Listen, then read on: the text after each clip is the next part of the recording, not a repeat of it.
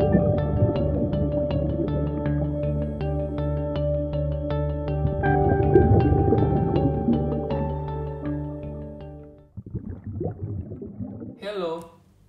selamat datang di Bali Reef Tank TV.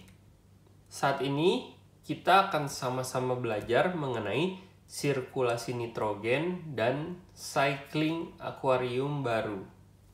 Sebelum kita membahas bagaimana cycling akuarium baru, kita harus paham mengenai sirkulasi nitrogen yang terjadi di dalam akuarium kita.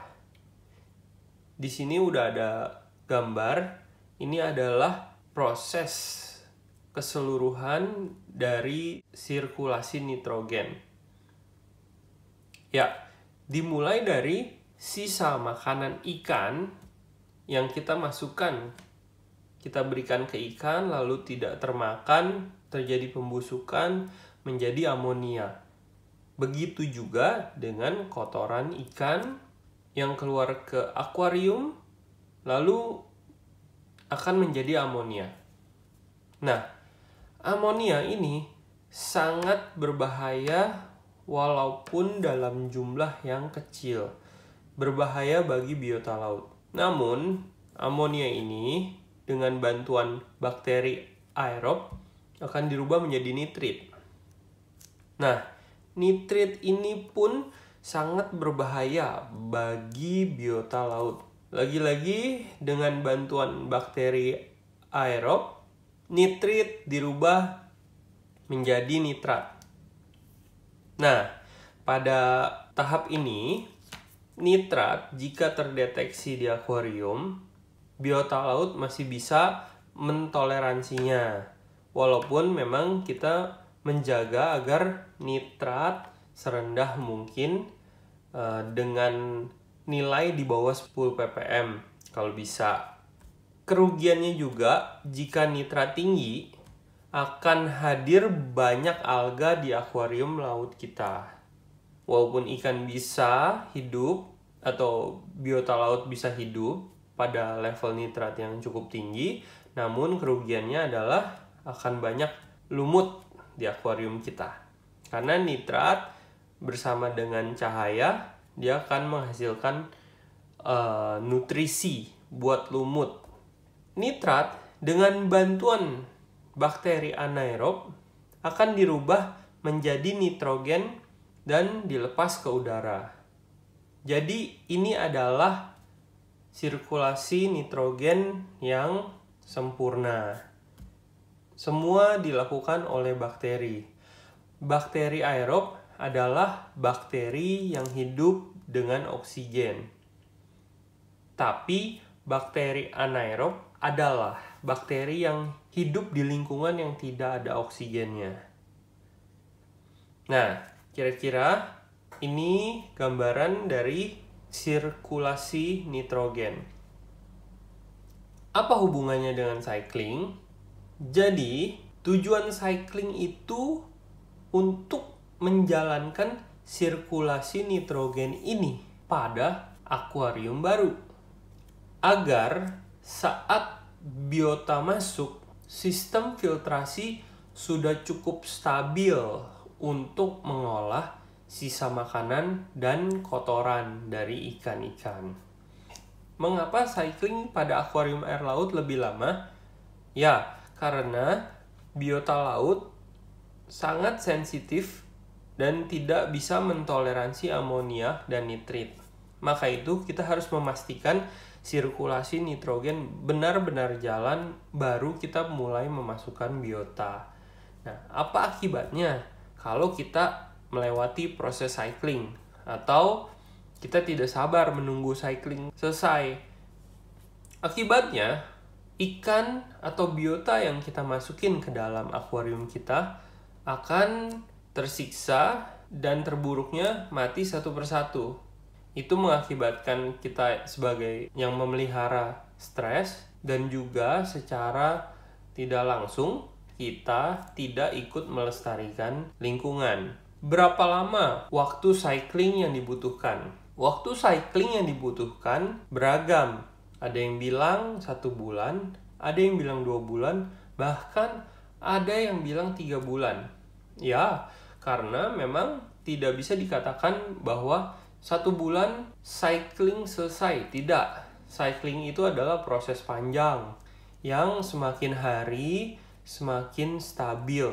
Yang semakin hari sirkulasi nitrogen ini semakin tangguh untuk memproses amonia menjadi nitrogen. Jadi, berapa lama waktu cycling? Ya, semakin lama semakin bagus. Semakin sabar akan semakin puas. Lalu, bagaimana kita masukin biota laut? Kapan kita masukin biota laut? Ya, kita bisa membuat rencana seperti menunggu cycling 1 bulan, lalu mulai dengan sedikit biota. Masukkan sedikit demi sedikit, mungkin bisa kita belanja biota laut setiap 2 minggu, kita masukin sedikit demi sedikit. Jangan dimasukin dalam waktu seketika dengan jumlah yang banyak. Kira-kira seperti itu tips untuk memasukkan biota laut dan menentukan kapan cycling selesai. Jadi kalau ditanya kapan cycling selesai, saya rasa tidak ada yang bisa menjawab tepatnya. Yang kita bisa lakukan adalah memasukkan biota sedikit demi sedikit untuk mengimbangi proses mature dari sirkulasi nitrogen di akuarium laut kita. Ada beberapa tips untuk cycling. Yang pertama, matikan lampu. Tidak perlu lampu pada proses cycling. Yang ada adalah pertumbuhan alga nantinya. Tips kedua, matikan skimmer. Jelas pada masa cycling kita mau menumbuhkan bakteri aerob dan bakteri anaerob. Nah, untuk menumbuhkan bakteri ini dibutuhkan amonia. Dan skimmer sangat efektif untuk mengangkat amonia. Jika amonia ini kurang karena terangkat skimmer, maka kita tidak bisa memaksimalkan terjadinya pertumbuhan aerob dan anaerob. Bahkan ada orang yang sengaja memasukkan makanan ikan dan dibiarkan membusuk untuk makanan bakteri ini pada saat cycling ya. Jadi tips kedua, matikan skimmer. Tips ketiga, tidak perlu water change pada saat cycling. Biarkan sistem stabil. Jangan terlalu banyak kita ganggu sistemnya, biarkan dia sirkulasi dan stabil. Tips keempat, bantu dengan dosing bakteri. Pada saat cycling, tidak ada kata overdosis bakteri. Di sini kita mau menumbuhkan bakteri.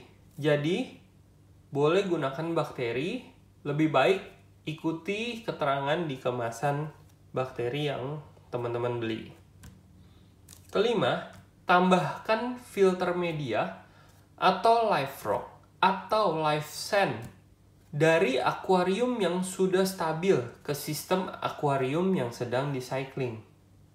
Teman-teman bisa minta dari penghobi-penghobi lainnya sedikit media filter dari akuarium yang sudah stabil atau sedikit live rock dari akuarium mereka yang sudah stabil.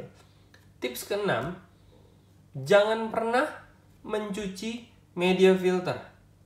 Media filter adalah tempat hidupnya bakteri-bakteri ini. Jadi, jangan pernah mencuci media filter. Pastikan media filter bersih.